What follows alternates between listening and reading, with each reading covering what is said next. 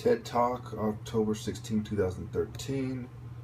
I talk about stress and nutrition, and I talk about how everyone's brain is different, and psychiatry tries to do the one-size-fit-all. Yet another expert in the field, the true experts, not the people who parade around, like experts, saying something that confirms at least part of my assertions.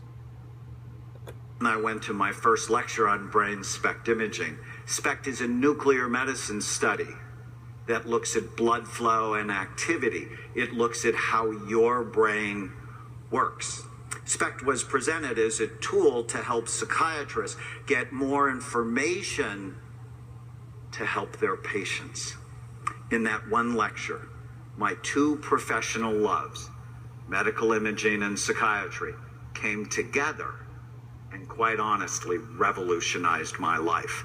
Over the next 22 years, my colleagues and I would build the world's largest database of brain scans related to behavior on patients from 93 countries. SPECT basically tells us three things about the brain: good activity, too little, or too much. Here is a set of healthy SPECT scans.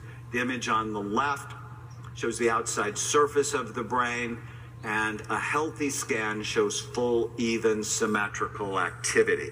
The color is not important, it's the shape that matters. In the image on the right, red equals the areas of high activity, and in a healthy brain, they're typically in the back part of the brain. Anxiety. Now, this part, the reason I showed you that, in another video I showed you the blood flow, and I talked about what kind of nutrients are in the blood, what kind of chemicals and GMOs and additives, fillers, preservatives, and all these things, how they can affect the brain. So you have the nutrients going to the brain. You have the blood quality, we'll call it, and then you have the brain activity. Depression and addictions are not single or simple disorders. And let's keep in mind that all these things are just the functional aspects of the brain. I'm addressing the functional aspects of the brain. I'm also addressing the environmental factors and the nurture of it. But anyway, this is about the functional aspects. In the brain, they all have multiple types. For example, here are two patients who have been diagnosed with major depression that had virtually the same symptoms, yet radically different brains. One had really low activity in the brain, the other one had really high activity. How would you ever know what to do for them unless you actually looked? Treatment needs to be tailored to individual brains, not clusters of symptoms. Well, there you have it, ladies and gentlemen. It is quite interesting how what I've been saying for years has become an increasing demand. There was a very small demand for diagnostic tests, and it was limited to activists, limited to patients who started seeing what's wrong. And over the years, now the experts are starting to, the quote-unquote experts are starting to join in on this call for more logical diagnostic tests. Factual diagnostic tests, not stupid, questionnaires called diagnostic tests, but actual medical diagnosis, actual looking at things, looking at genes, looking at brain scans, calling for provable diagnostic tests that have a small margin of error. And so, I talk about stress and nutrition. I made the video back in, 2011 or something. Piece of chicken, peace of mind, where I talk about the quality of the food that you eat and the nutrients that flow into your blood and, what have you. I made the video about where I address the nurture, how, what the patient thinks, the kind of situations, the circumstances, the study I did. I think it was, 200 patients I talked with them about the studies and the circumstances that led up to them going to the psych ward and going to psychiatrists, and whether or not they felt that it was fair. I did another study where I went online on YouTube and I started looking at mental patients, and I started taking notes on what they have in common, and trying to get to the bottom of what is actually going on. Let's see what else. I talk about how once they do this one size fit all thing. I talk about how there's different personalities and personality trait theory. I talk about the cognitive damage of psychoactive, psychotropic, or psychiatric medications. I all these things were basically me refining my argument since I was 13 years old. When I was 13 years old, my argument began as the brain is too complex for these people to understand it with these very basic questions. They don't understand me. They don't know me. These pills are harmful. They're not helping. I'm not better. I'm still a miserable fuck. I feel like a zombie. All these kind of arguments, my arguments since I was 13 years old. I spent the last 20 years refining these arguments iteratively, because I would go over different aspects of things, in like a circle. The functional aspects, the environmental factors, the stress and nutrition, the harmful medication effects, talking to other people, and I do another iteration all over again. Boom, boom, what did I miss? What how can I refine it more? How can I keep... It was important for me to do it that way because I didn't want to just focus on one thing with blinders. It's functional, or, it's the medication making it worse, it's the medication causing this person is normal, but, I started looking at the whole 360 degrees and doing it iteratively. And over the years in my different series, every time I do an iteration or so, or iteration or 10 or 100, I would start making the series. So you're starting to see a lot of clips of the stuff that I've been looking at for years. I started off giving you little snippets, and it's very sad that they took down my Platinum Loco channel because there was a wealth of information in the comments. There was 5, 10 references, sources in the comments, just article after article. Prescription pills, #1 cause of death from this website, from that website, Mercola or something, CNN, and on and on. American Journal of Psychology, NIM, NIMH, the APA, on and on, their own sites, piecing it together, Stanford fucking journal, college websites, just putting it all together for you. And so, really, I did as much study of these things as psychiatrists themselves have.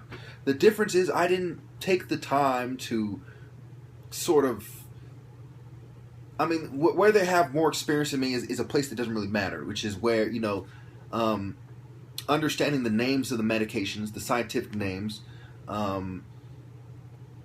really, I think they probably have a better understanding of... The average psychiatrist has a better understanding of what medications are for different things than I do, because that was a very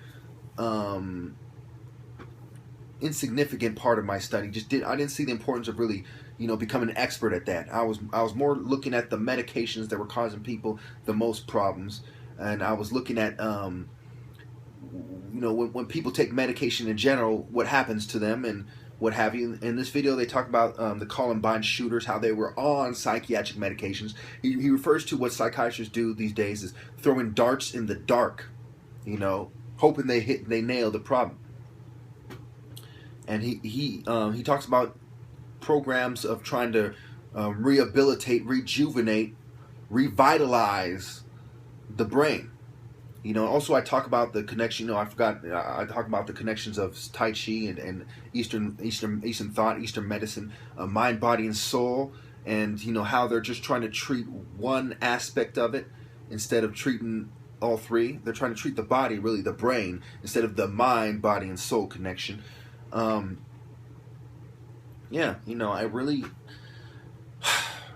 really such a deeper, more profound understanding. You would have cops come here and they would think they know better. They're like, oh, I know someone who's OCD and this, and they didn't truly understand the huge picture like I did. And there was times when there was the stupid little abbreviations that I didn't understand, like OCD. You know, I always hear it referred to as obsessive compulsive disorder.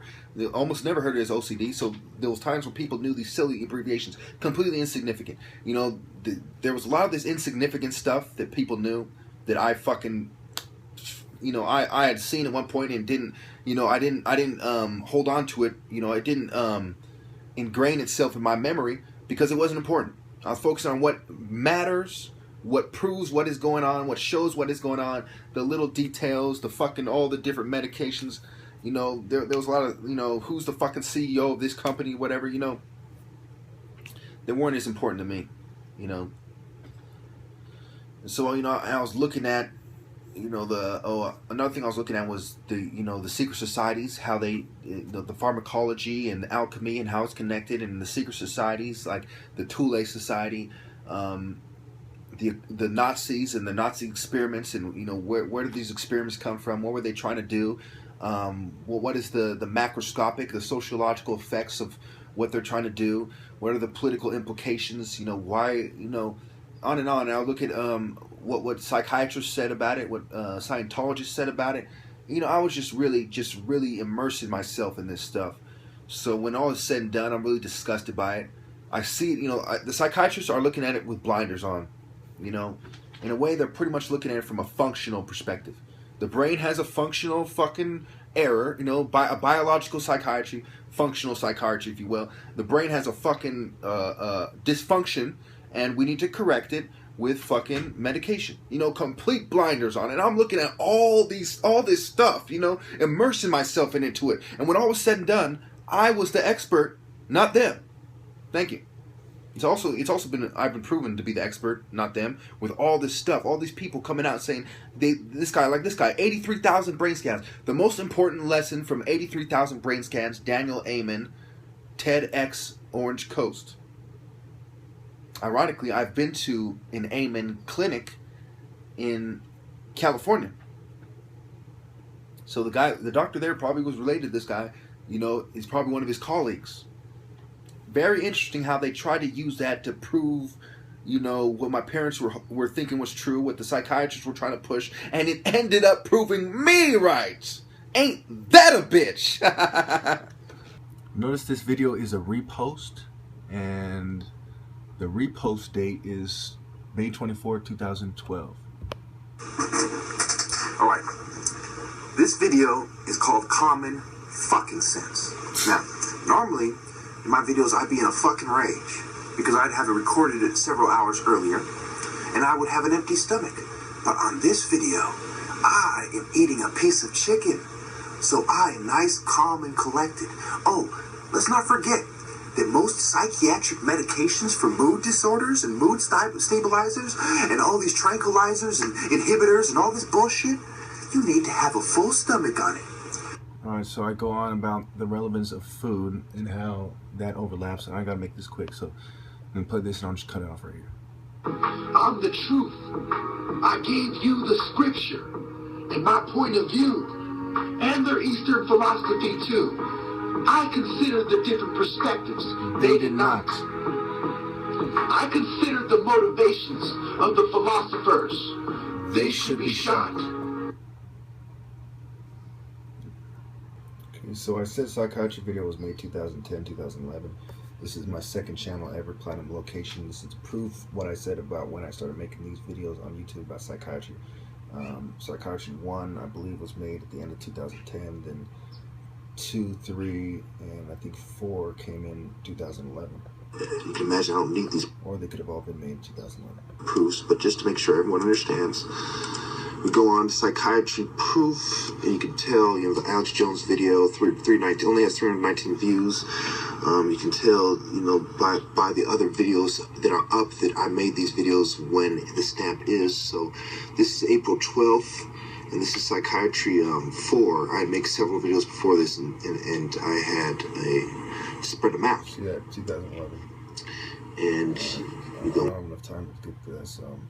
MK Ultra video. This is 2012, January 28th, Psychiatry Part 65.